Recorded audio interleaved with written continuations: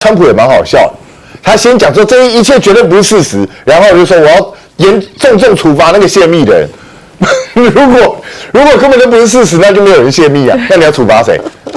那你要去处罚人，就代表说他讲的是真的、啊，真的是弹药库存不足啊。那你不是等于变相承认了吗？那现在美军既然弹药库存不足，那请问一下，他再怎么继续发起攻击？那你等于是让伊朗吃下定心丸啊，因为表示大家比气场，你拖不过我伊朗，那这个局面怎么结束？所以我觉得这个非常非常糟糕。对美国来讲，他如果到最后是狼狈离开中东，而且让伊朗达成了他控制荷姆兹海峡的地位的话，那美国真的是输惨了。来看到现在中美的军事生产能力是差距越来越大了吗？来看到中国第5代战机歼20，它的产量是不是已经逆转美国的 F-22了呢？这个是军事开源情报账号最新披露指出啊，说中国的第5代战机歼20其总生产数量疑似已经正式超越美国空军引以为傲的 F-22战斗机啊，这代表什么呢？代表美中两国在顶接重型逆中战机的规模对比上发生了重大的变化。好，那它是怎么样去判断说歼20的机队的产量已经超越美国了呢？这个关键证据呢，就来自于近期曝光的新歼20战机，它机身图身的编号是 CB11324。好，那这个编号是不是就代表着这已经是第324架生产线下的歼20机身呢？好，如果说这个编号的推算呢跟情报确认无误的话呢，这就代表说啊，这个最顶尖的第5代战机的现役还有生产总量呢，已经确实正式超越了美国整个 F-22产线的一个历史总和数量了。好，所以眼看啊，中国的军事大爆炸，所以隔壁的印度也开始紧张了吗？我们来看到呢，这个印度呢，最近呢是向法国购买了114架的标风战斗机，那这个交易金额是达到了390亿美元。好，那此举是要干嘛？是要重塑印度对抗中国还有巴基斯坦的空中力量平衡。但法国也提议啦，包括呢可以交付你标风战斗机20架，还有94架印度制造的战斗机，以及国产的阿斯特拉飞弹的整合以及技术转让，这呢就是要提升印度空军去应对中国跟巴基斯坦啦。好，但是我们来看到了这些标风战斗机能够跟歼20来相比吗？似乎战力上面还是有一点差距，更何况怎么样？中国还握有关键矿产呢，所以现在啊，好多国家都希望能够去中化，尤其是川普现在就说啦，说我们自己要来投资关键矿产，一投资就是30亿美元，甚至也宣布啊，要对半导体还有太阳能核心材料这个晶圆等多晶系衍生产品要来征收15%的关税，希望怎么样？希望能够遏制中国的低价攻势，要来扩大美国的太阳能生产基地。就连印度也是一样，也是盯上了光电产业链的这个关键一环。我来看到印度政府呢，正在推动扩大本土光电产业链布局，要试图补及多晶系这个关键环节，要降低对中国供应的依赖。但是目前看起来啊，印度所需要的多晶系啊，几乎全部都是依赖从中国进口的。而且我们来看到呢，印度啊已经为太阳能电池还有组件生产呢提供总额2400亿卢比的制作，要来激励资金。但是呢，印度国内的太阳能电池片是供应不足的，那么印度多家的光伏组件企业呢也是被迫停产跟减产。那部分企业啊，等待国产电池的时间呢就长达了8个月，这导致什么？导致啊，他们使用国产电池片的太阳能电池版本呢，几乎是比使用中国电池片的电池版整高出了1倍啊！所以这看起来呢，光电产业呢是非常难去中化的。好，何止供应链很难去中化，就连贸易上面呢，很多国家也都是依靠着中国大陆啊，所以就连川普呢也自知这一个问题所以现在呢，很多美中互相制裁到最后都不敢打得太大力，就是因为很担心啊，这个9月的川习会可能会不举办了所以 CNN 就观察啦，说其实北京现在呢是比较重重视与川普保持高层的沟通，而相较于其团队中许多的对英中派，川普反倒是相对有中的，甚至呢，就连中方现在呢也刻意保留了外交空间，避免失控式的报复但是他们认为克制不该被误认为接受，因为中国呢是非常有底气来跟你对抗的。那甚至香港《星岛日报》也分析啦，说此波反制呢，未将拳头挥到最近，因为他刻意保留了稀土筹码，等到9月会谈的时候呢，就可以有对话空间了。好，那另外来看到美国自己国内呢，其实也对于抗中这件事情非常的保留。我们来看到呢，川普第2任期其实试图加征高额的关税，要来打压中国嘛，但是很明显的这些措施都没有办法撼动中国，反而呢是对美国的经济造成了冲击。那因此，川普就又塌口了。那甚至呢，这个最近呢，也有这个美国的分析师指出呢，说现在美国的年轻人也根本就不希望陷入这种新冷战。最新的民调显示主张对抗中国的美国人是正在减少的，甚至美国智库也发现啦，说有82%的美国 Z 世代受访者认为，过去25年的美中经济关系对美国来说是非常有利的，甚至有68%的人呢都希望去鼓励中国投资。或许也是知道，在川普的带领之下，美中如果真的要打起来的话，是比较难胜利的啦。但是我们来看到，最后如果真的美中这样打起来，最惨的应该还是美国人自己吧。我们来请教彬哥。对歼20的产量会到今天这个地步，其实这代表就是解放军对它的性能是满意的，而且它现在已经推出了歼20A 跟歼20S，那就表示第一个它现在都换上了自己的国产引擎，然后也做了一些细部的修改，那这个代表它在一段时间之内都会是中国大陆的主力的这个空优战机那可是实际上中国大陆第6代战机也正在研发当中。那我个人是认为歼20的产量差不多就已经到了一个差不多关键点了。应该如果它六代机发展的顺利的话，应该它的产量就不会再提升太多，因为其实数量上应该已经差不多了。所以就看他们未来的状况而定。如果歼20还继续再持续量产下去，那可能就代表六代机还要再等一段时间才能出来。所以我觉得这都是可以观察的点。那导致印度又去买了这个标风战机我是觉得印度是不是有点搞错方向？也就是上次印巴之间的空战，印度吃了亏。它吃亏主要在哪里？主要在它飞弹的射程没有人家远，然后它的整个作战体系不如巴基斯坦，所以它应该要就自己的弱点去改善了。结果你还是买一样的标风战机，请问一下到底要干嘛？我猜又不是靠数量多就可以取胜，数量多印度人最多对不对？所以这个到底是什么样的一个逻辑概念？这个很怪。那其实也从另外一个侧面证实，印度自己的国产光辉战机显然不足以担当大任。所以他们大概对他也没有什么期望，那导致以印度这样的国家，他没有想办法去买这个 F-35或者是其他这种的5代战机，我觉得蛮奇怪。到现在还在买4代半战机，为什么？这个是我觉得他的考量点跟人家不太一样。那导致美国一直说要遏制中国大陆对他的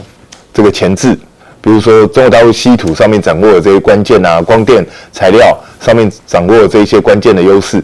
但是这些都显然不是短期之内可以克服。即使川普说我投资了光键矿产30亿美元，可是你投资归投资，你什么时候能够生产出来？你的精炼技术什么时候能够发展出来？你相关的产业链什么时候能够建立起来？这些都是关键。如果这些关键没有办法做到的话，你还是必须得对中国大陆产生依赖，所以等于美国没有办法建立起自己的稀土生产这种产业链之间，它基本上没有办法摆脱对中国大陆的依赖，那它在谈判之间就不可能占据一个强势地位。我想这是非常清楚。所以反倒是美印想要去摆脱这个中国的供应链，却是让自己非常依赖中国的这样子一个事实浮出台面了吗？我们请教杨永明教授。川普政府这一次针对多晶系，它不只是针对中国大陆而已，它针对所有进口的这个多晶系科，第一个15%的关税，第二个制定最低价格，1公斤多晶系21块美元，然后每瓦模组大概0.38美元。我有点搞不太清楚。这一阵子媒体也在研究，川普不是很讨厌这种所谓的清洁能源的这些产业吗？拜登时候通过这些东西，他根本都完全取消了，怎么现在他要去支持太阳能产业呢？因为这个就是太阳能产业所需要用的多晶系，98%中国制造，行销全球，也许转口，也许经过加工之后再进入到美国。可是美国现在基本上这个领域停下来了，所以他现在设了一个关税跟最低价格，是因为希望大家到美国来投资制造多晶系的产品，在美国这边做太阳能产业吗？这个有点逻辑上不太对，因为美国其实2022年的时候，它已经没有进口中国大陆的多晶系，因为多晶系其实很多其实是跟新疆生产有关。然后呢，他又不愿意走太阳能这个领域，因为利润很低，而要走所谓的高端晶片的这个多晶系的层面。他现在针对的是太阳能的这个多晶系，所以他大概是想，我们太阳能多晶系做起来之后呢，我们就可以往上走。对不起，那个是中国的基础啊，你美国现在根本20年来没有多晶系产业的这个产业链在这个里面，而大家来投资，因为这个利润很低，不太可能到你这边来投资，所以他的意思就是完全要禁掉未来在美国生产太阳能产业的这些晶片也好，或者是说这些光板也好，看起来好像是如此。那倒过来反而帮助了中国大陆在多晶系的基础上往就是半导体方面走。所以简单的说，过去10年前，当川普跟拜登政府对中国的科技战还有贸易战的时候，是要把中国给孤立，因为要打压它的经济发展、它的技术发展，所以呢，所有的先进的技术、设备、成品、制程，通通不可以到大陆去。结果10年下来，现在变成什么东西？以前是不让美国的技术产品到中国去，现在是倒过来，不让中国的产品进入到美国市场。为什么？因为这10年来，中国的产品在不管是太阳能、电动车啊，还是任何的许多的这个方面，基本上已经是全球大概是占70%以上。他不让它进到美国，就反而把美国市场给孤岛化。他以前要让中国成为孤岛，10年下来，中国技术突破，整个产值增加，然后呢市场增加，结果呢，现在美国自己把自己门关起来，关税高筑，然后呢所有都禁止进口。开始把美国市场给孤岛化，你美国市场孤岛化，你就变成你自己的产业成本增加很多，然后你跟整个产业的生态跟研发的前沿完全的脱节，你不就是更加的走回头路吗？所以不仅仅是在科技的部分就连军事上面也是。难道现在歼20的数量呢，真的已经超过了 F-22吗？请教小舰长。最近解放军为了庆祝他建军99周年，推出了《制胜》的这一部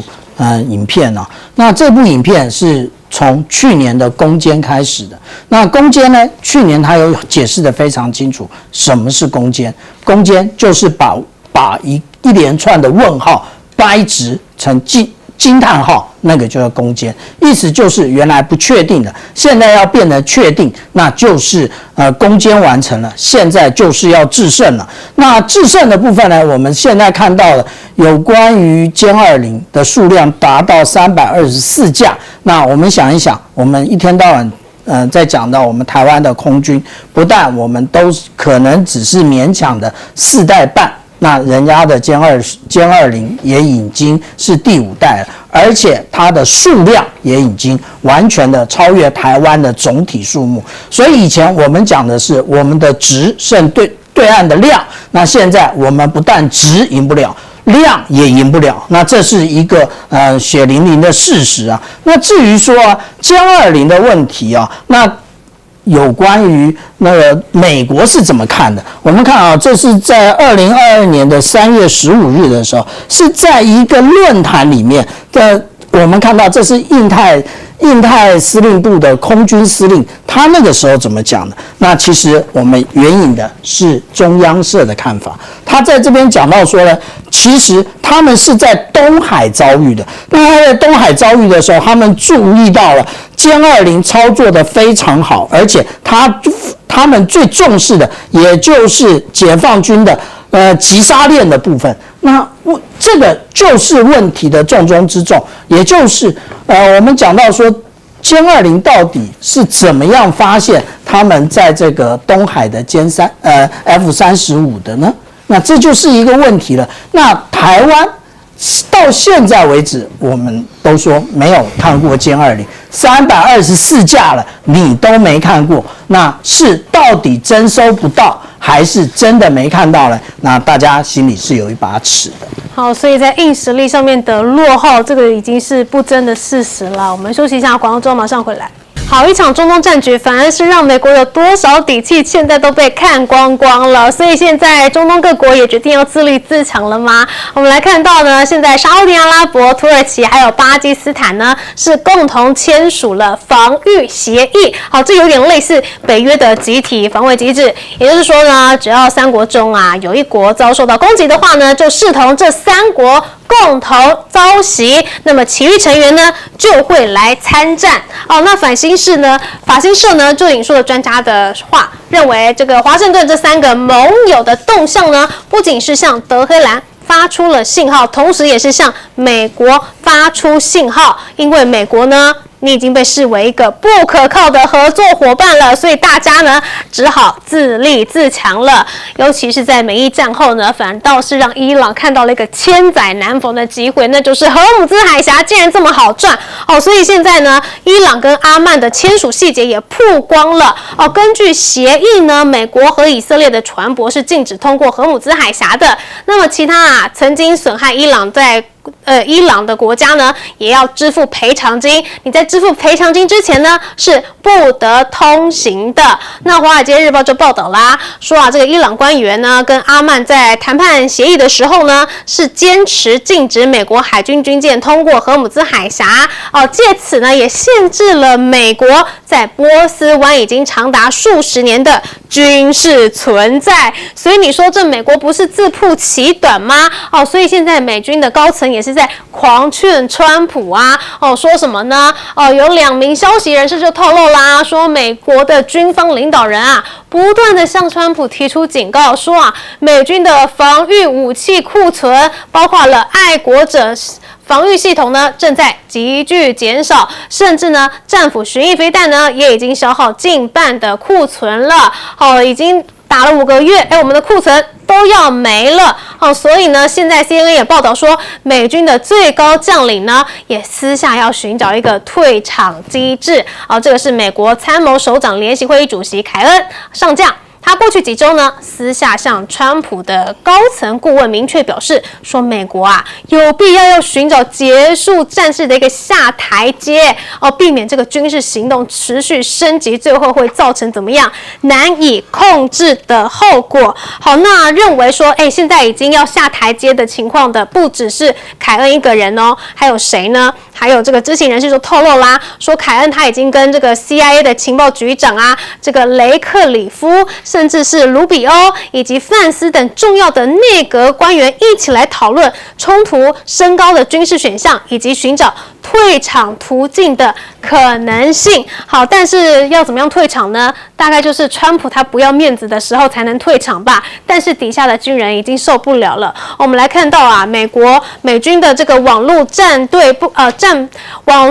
部队呢，1个月内呢，竟然是出现了异常的军人轻生事件。那么五角大厦就认为轻生发生的密度呢，异于常态所以呢就寻求要专案的因应措施。好，不仅仅是这个大兵的心理状态不好我们来看到这个美国首起的 GPS 也是干扰到美军坠机了吗？美军呢在这个白沙飞弹靶场进行 GPS 干扰测试期间呢，有一架执行救护任务的双引擎飞机竟然在导航的时候突然失效，就这样坠毁于山区，导致机上4个人是全数罹难了。好，所以现在美军的是不是真的已经受不了了？因为这个军事的消耗太多了呢。好，那不仅仅是军人啦，其实一般民众呢也有点受不了川普。所以我们来看到现在川普的民调呢已经跌到他的生涯最低了。但是川普怎么说的呢？他说啊，我的民调支持率这么的低啊，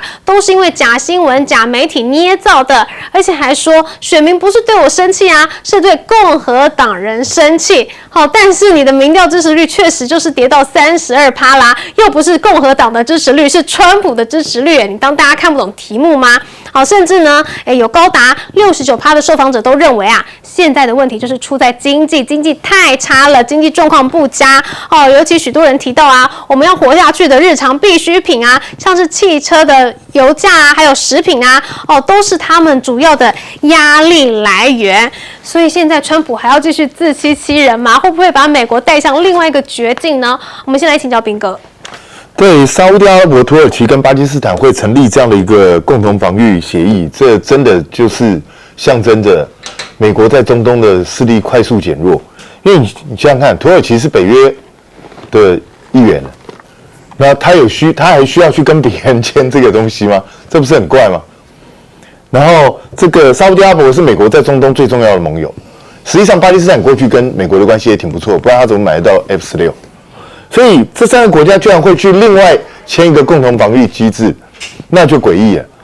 美国难道真的被看破手脚吗？他在中东的影响力迅速衰退到这种地步吗？显然这3国认为美国过去的机制已经没有办法保障他们安全，不然他们何必要去签这个东西呢？那现在最糟糕的就是在荷姆兹海峡这边的状况，好像伊朗跟阿曼好像真的快要谈成了。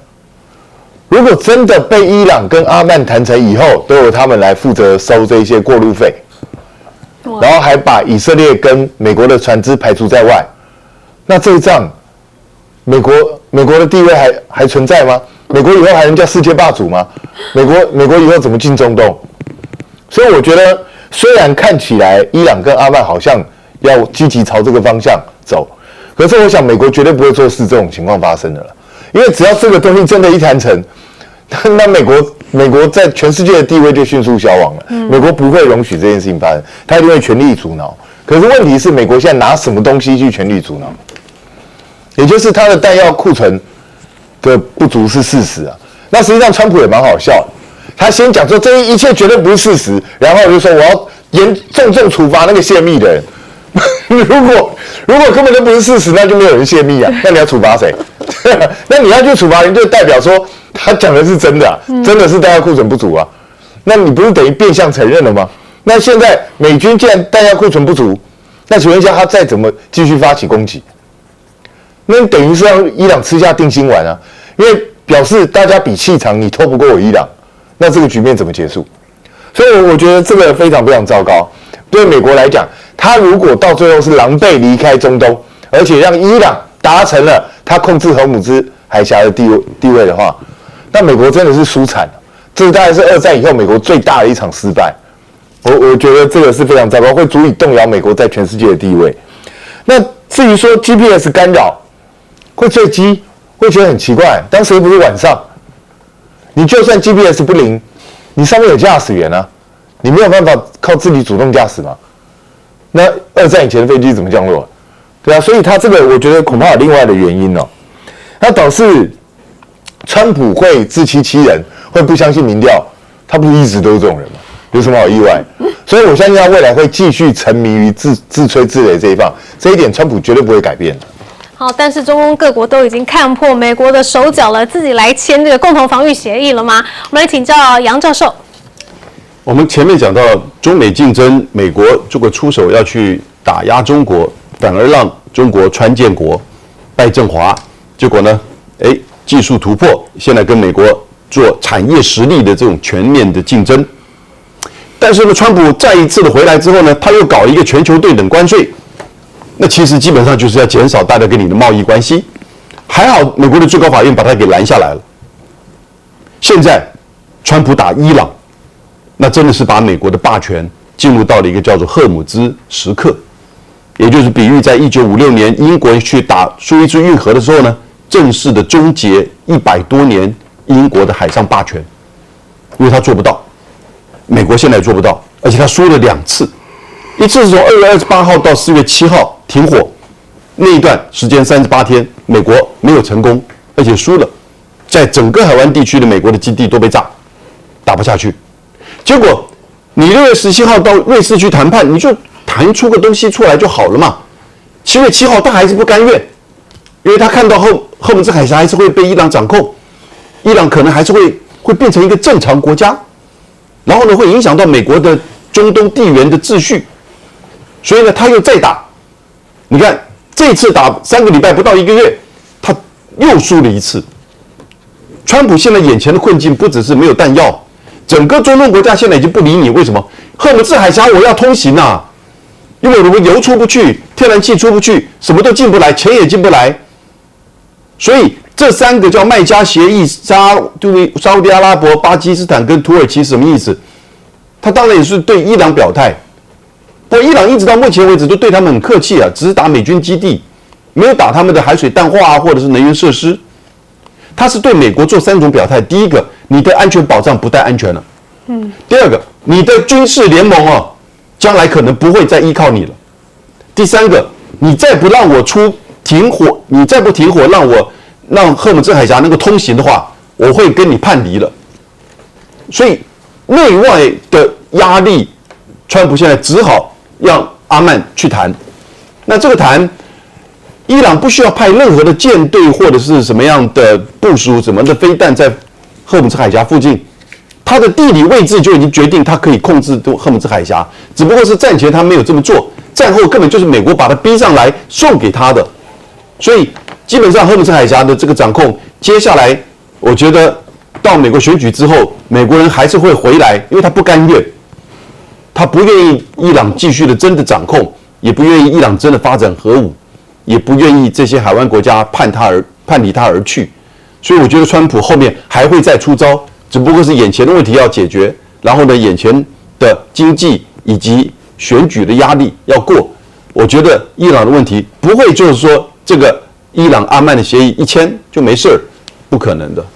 但是川普要再出招，他还有招出吗？他要不要先去想想怎么退场啊？我们请教小舰长。其实川普要退场很简单，他只要说我打胜了，然后我们从此开始撤出所有的部队就可以了，只是拉不下脸啊。那已经从那个我们讲的谅解备忘录整个被撕毁到现在为止，大家都已经把美国看透了。那至于说我们看到啊，有关于沙烏地阿拉伯，我们应该这样讲，他真是一个精算师啊。他之前跟这一个巴基斯坦先签订了防卫协定，那签了防卫协定，其实也就是看重于巴基斯坦的核武力的部分。那现在为什么拉着这一个土耳其一起来？我们大家千万不要小看土耳其啊！土耳其它可是它的5代机其实就叫做可汗战机啊，也即将要出台。那另外呢，我们现在看到的就是它的这一个无人机航空母舰已经服役了，叫做阿纳多卢号。那它上面可以搭载的，也就是从我们看到亚美尼亚跟亚塞拜然这2国进行作战的时候使用的无人机，以及俄乌战场所使用的无人机，叫做拜拉克塔尔。那也就是说，其实沙烏地阿拉伯知道你美国已经做不出来了，所以那我要靠哪一个大国？靠英国吗？你英国也做不出来啊，靠土耳其才是正办啊。那有关于这个美国，实际上它的这个空虚啊，那我们可以从川普的话就可以听得出来。川普说我要办的是泄密，也就是这个秘密机密你怎么可以说出去呢？他应该要讲的，这是 fake news， 这是假新闻啊，对不对？你可以一天到晚说这一些CNN 啊，那个是 fake news， 这个时候你说你要办泄密，你怎么不说是 fake news 呢？这就是我们讲到说他在不经意的时候常常会说错话。那但是我们看到之前呢，美国说我们现在要跟这一个有关于雷神公司在要求他们做有关于 PAC-2 的这一个防空飞弹，也就是30年前的防空飞弹，不是最新的 PAC-3 MS-1的爱国者啊。那为什么呢？因为他发现用 PAC-3 MS-1 太贵了，他不需要它不需要可以一枚飞弹可以进行撤推的。好，国际局势我们从日本现在带到中东，关心中东的最新发展。现在引起注意的就是包括了像是沙国、土耳其还有巴基斯坦，他们现在建立了一个所谓的中东北约。这三国这样的一个动作被解读就是去美国化的相关盘算哦。三国的一些首长签订了这个所谓的北约的中东北约，那核心的条款是，如果对这三国任何一个国家进行武装的相关攻击，都应被视为对其他所有国家的一些相关的一些攻击。这个就是所谓的这个中东北约的一个核心的一个概念。那这样的一个签约呢，在包括英国的一些智库的专家就有特别提到，他觉得这个是目前为止最明确的信号，就是中东正要摆脱由美国这个主导的一个这样的安全秩序。美国跟中东之间的一些经贸往来，现在也出现了一些变化。最新的报道，40年来第一次看到美国7月份的时候的沙烏地的石油进口量竟然归零，双边的一些经贸上的一些交流也出现了一些减缓、一些减少的一些这样的一个趋势。我们再来关心就是川普对于伊朗的战争是不是已经骑虎难下？包括 CNN 的报道，美军的最高将领他曾经私底下要寻找一些退场的一些途径。这个主要是美国参谋首长联席会议主席凯恩他明确的跟这些高阶将领有表达过一个态度，就是说应该在目前为止，像是台面上的一些升级的军事行动选项，这很可能会造成战事的适得其反，而且只靠空中的武力根本不太可能实现停战，所以现在正在寻求所谓的一个退场的机制。而另一方面，我们来看看中美的战力是不是出现了一个所谓的黄金交叉。最新大陆媒体很罕见的公布了一个这个轰6N。由歼20战机来进行护航，然后它搭载的是比较让人家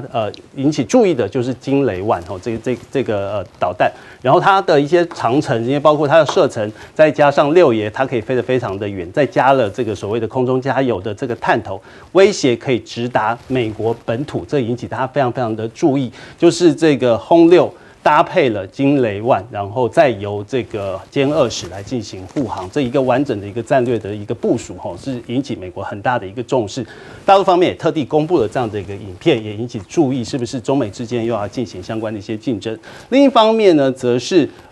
大陆方面的歼20的量产是不是已经赢过了美国的 F-22？因为最主要是看编号，有一架 CB11324这个324架的这个歼20的这样的一个产量，是不是已经超过了碾压了 F-22？这也是展现出大陆方面军工实力的这些速度越来越快。还有一个就是大家看到的052D 的这个冷发射鹰击20的这个高清画面，第一次曝光。画面这个它主要是锁定1000公里外的一个航母。那这个发射的高清画面曝光之后，美军的这个宙斯盾系统，它看见了也拦不住。为什么呢？因为现役的这个宙斯盾所有的防空拦截的这个杀伤链，很有可能在瞬间就遭遇饱和，因为攻击的这个可能点实在太多了，马上面临这个防御饱和的一个状况，导致防空网是彻底的失效。这也是这个中国跟美国在军力方面的一些出现黄金交叉。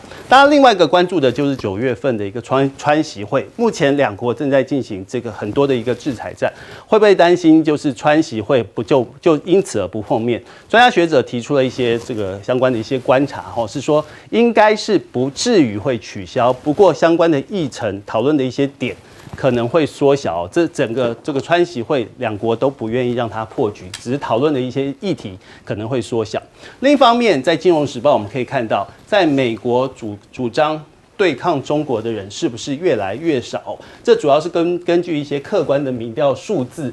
大部分从18岁到34岁的群体里面，只是有62%的受访者是希望美国跟中国来进行合作，并改善这个美中关系。这个包括是年轻人的选项，再加上有62%，可以说是成为了一个年轻人的主流民意，希望美国跟中国之间的关系能够进行改善。那另一方面，我们来看川普在关心什么呢？因为他的民调现在已经低到只剩下30%几哈。那幕僚就说他拒绝面对这些现实，每天都在沉迷一些事情，什么事情？就是要投入白宫宴会厅的新建，还有凯旋门的新建。我们请帅将军。首先，我想主持人对很多这个名词的定义要加比较精确一点。是，中东的去美国化，这个我后面要加的趋势是，并没有达成所谓去美国化。第二个，中美之间的黄金交叉，那也要把它限制在一个范围里面。那换句话说，以中国现在军武科技的发展跟作战的准备，在太平洋这一端，在中共的距止线内，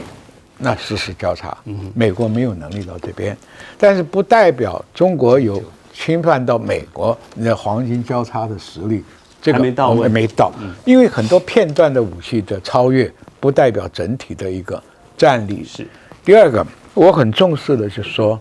今天中东的局势主要是政治经济上的变化，比军事上的变化是军事化带动的。因为这么多年，海湾这些富裕的国家交了保护费，让美国设立基地，设立了飞弹，结果伊朗的战争一开始，中东海湾国家受到战火的波及，伤害很大。伤害不是说战场上的伤害，而是中东赖以为生的石油出口完全停顿了。如果你再延续下去，伊朗已经放话，那你后面的油矿、油井、油仓库、油管，我全面的破坏。如果你还不行的话，你的淡水厂我都给你打掉。这两招太狠了，因为你现在油出不去，油还在你手上。但是你把油井炸了，科威特的经验里面，油田被炸了以后，油田半年之内都没办法灭火。那你沙烏地跟海湾国家断了收入，而且还有一个，这些海湾国家早就看到说，未来将来油采光了要靠科技投资，所以美国很多 AI 的公司，亚马逊呢，这些微软都在这边设运算中心呢，算是伊朗造打。所以这个问题就是说，川普你空军再炸，我们看战争史上没有靠空军能够征服一个国家的，它只能是一个配属陆军、海军作战的一个东西。所以你美国的参谋总长只有问 What can we do？ 因为我们在电视剧上看的就是众将官可有良策。这问题讲这个话的意思就是说你没有办法。我很早就形容这叫狗咬乌龟盖，没地方下嘴的战争。川普急于脱手，只要有一个光荣的台阶让他下。所以这个问题起战容易啊，终战很难了。所以两岸的问题，大家好好深思一下。一旦走到武力当对峙，还在那里采购军购、搞军演，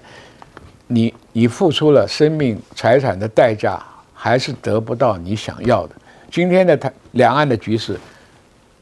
嘴巴不毒，事实上在进驻。无毒而毒，中国大陆搞就无统而统，他的海警船在这边执法，慢慢就把他的执法权造成台湾的封锁。这个是很有可能的行动方案。好，我们先休息一下广告，之后我们再继续讨论。欢迎回到节目现场，这一节我们来请吴老师。这个参谋联席会主席凯恩上将，他其实在川普一开始要出兵伊朗的时候，他就提出了一些他的顾虑了。他觉得大规模出兵对美国不太好。那空战可以，但是也是会旷日费时。那时候川普还是很固执啦。所以凯恩在第二次的这种作战情报的时候就说，如果总统还是要出兵，那我没有任何意见。现在他提出来了。如果升级军事选项是适得其反，而且要寻找退场机制，我想凯恩想扮乌鸦啦，但是川普要听进去，越讲越明确，对，不然的话他可能会被炒鱿鱼。好，这是一个，因为他炒过参谋联席会主席啊。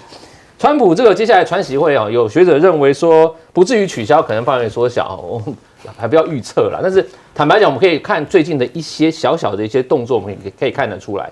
好，那我们讲说，其实他们两边互相在出招之外，也在测战自己的底线。那这底线在哪里呢？其实我们可以看到一些美角，比方说，过去在这个 Rubio 跟这个王毅在这个 ASEAN 的会谈他们就谈了90分钟，然后提了很多小方案，基本上要促成这个见面。贝森特在7月的时候也提了，就说大豆跟这个所谓的稀土，希望能在9月能谈成。代表说川普最重要的就这两个，这两个是他最concern。为什么？因为选举要到了，大豆代表他是中西部的选民，Kansas 那些选民很要卖大豆。好，那但是最近又有许多我们讲小小的这种关税问题，301因为特别条款用科301给中国，然后呢又在这个太阳能的这个变异器上面又要禁止中国。那中国在前阵子8月5号又有6家实体清单，然后限制美国6家实体清单。所以我们讲的大方向没变，小的我们讲的测试底线还在，这是目前的全局的情况。9月我觉得他们还是会见面，但是接下来呢，我们讲还要看11月在深圳是中国主场，年底在这个佛罗里达海湖庄园是美国主场，这两个我觉得也是看点。是，休息一下广告之后，我们再继续回来。欢迎回到节目的现场，最后我们请严老师。我想这个中东北约啊，就让我觉得这个历史真的有一个蛮荒谬的地方啊。当年这个伊朗跟美国跟西方国家关系好的时候，伊朗、巴基斯坦跟土耳其是所谓中部公约的成员，为了要围堵共产主义。结果现在伊朗变成是要他们这些当年盟友的围堵的一个对象啊。另一方面，我们再来关注的就是汉光演习持续的在这个礼拜进行当中。现在进行的，在今天是进行所谓的联合反登陆、滨海打击，还有滨海战斗。主要的一个核心的任务就是要制海拒止。所谓的拒海拒止呢，就是要让敌方还没有接近我们的滨海或是滩岸之前，就进行所谓的歼灭。今天总统也亲自去看了这个所谓的这个滨海打击的相关的一些操演。那总统呢，他还到了左营的基地来进行试导，就出现了一些比较这个不好看、粗暴的一些状况哈。是有2架这个无人机，目前我们一直在发展这个所谓的无人机，这是中型的自杀无人机，被发现其中有一架它的尾翼，它好像疑似被勾到了，然后出现松脱，所以呈现了一个这个很不自然的一个状态呈现一个将近90度的一个歪斜在总统要去试导的时候，发生了这样子的一个状况，军方可能有人要倒大霉。而另一方面，我们再来看看就是在金门的地方，就是我们的汉光则是进行火力全开的一个火力展示那我们可以看到，包括了有无人机。第一次看到来进行投弹的相关任务，还有标枪飞弹，还有 N60战车来进行阻敌所以在金门的这个离岛，则是进行国军的一些火力的展示。不过很多人还是要问啦，我们真的能够歼敌于海上呢？目前呢，整个汉光演习持续的在进行当中。除了汉光演习，还有城市韧性的一个作战。这次比较引起注意的就是要断网。这个30分钟，在8月10号跟8月13号，一个在中部，一个在北部那现在就有大学生制作这个指控的断网的影片，因为我们买的是一个5G 的钱，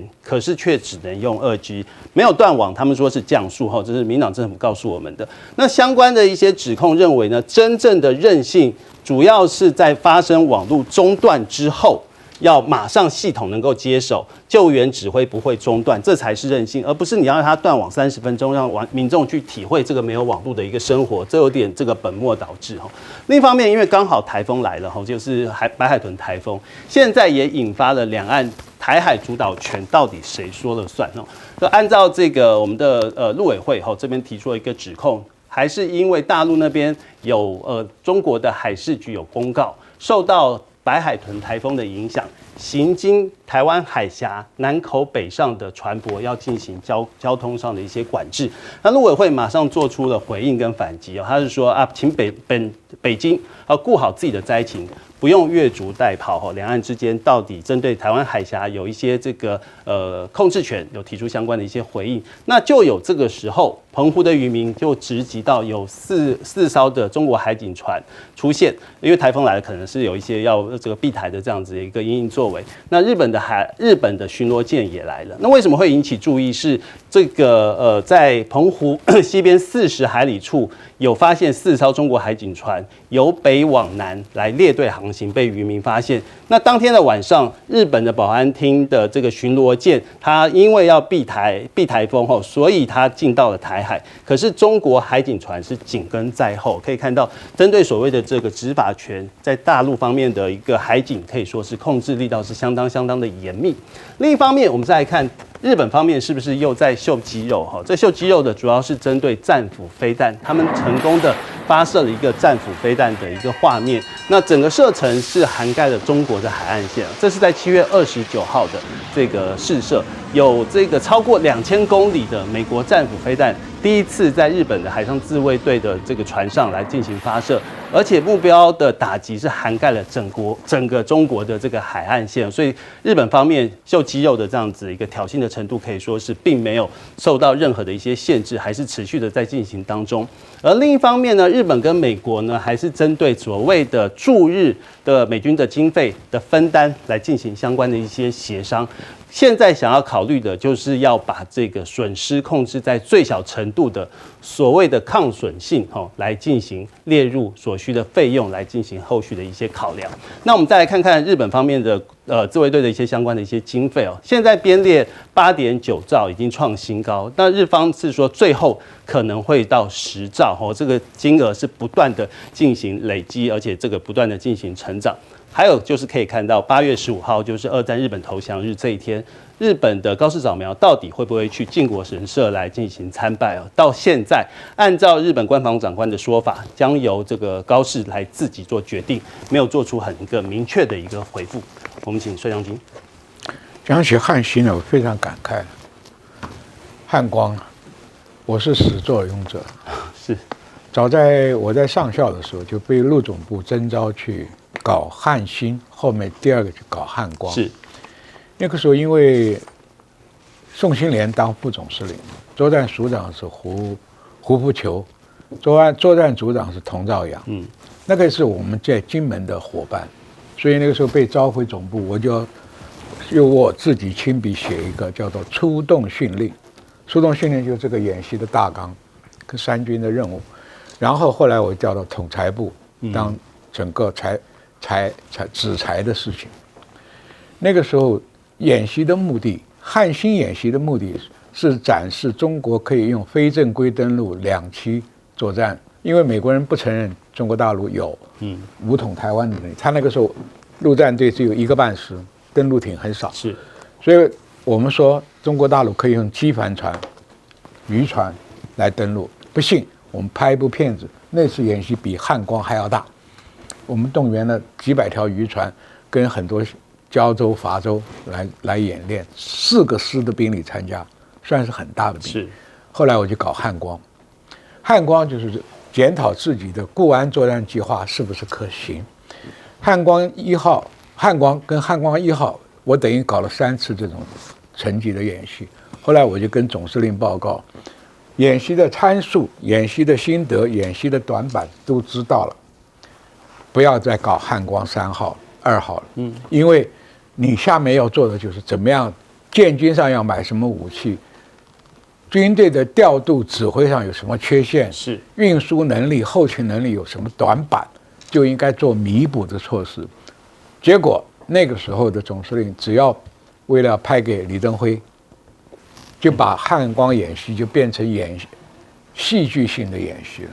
而演习完了，庆功宴吃完了以后，就所有的缺点短板就摆在那里。这就是我对汉光失望的地步。今天看到中国大陆的一个055的舰长，在演习完了以后讲055有被击沉的可能，因为对抗的部队已经锁定了他，所以他们要检讨怎么样来反潜。所以这2个对照，我就感觉今天汉光不是拿来作秀，让老百姓感觉到战争在即，到底你演习的科目是什么，你后来做的补救是什么，这才是我专心的。你像好不容易我看到了，我已经在电视台上讲了2-3年，我中共的远火里面的火箭弹打400公里、500公里，台湾西部海岸、东部海岸所有机场跑道被炸了以后，你空军一架都起不来。我们花了上千亿钱建立的空军作战战力等于0。今天汉光演习好不容易做了一次跑道整修，4个小时，4个小时你能补多少坑我不知道，但是4个小时第2轮的火箭炮来不来？一定会来。所以这个问题还是没有解决。所以你今天来演，应该已经证实你没有办法达成。我们花这么多钱训练这么多的飞行员，买了这么多的飞机，都封存在洞库里，不能出来参加作战。我跟你讲，我是搞作战的人，你的坦克车抛锚不能到战场，这个坦克车就等于被击坏了。飞机不能到现场，你等于没有空军。是因为作战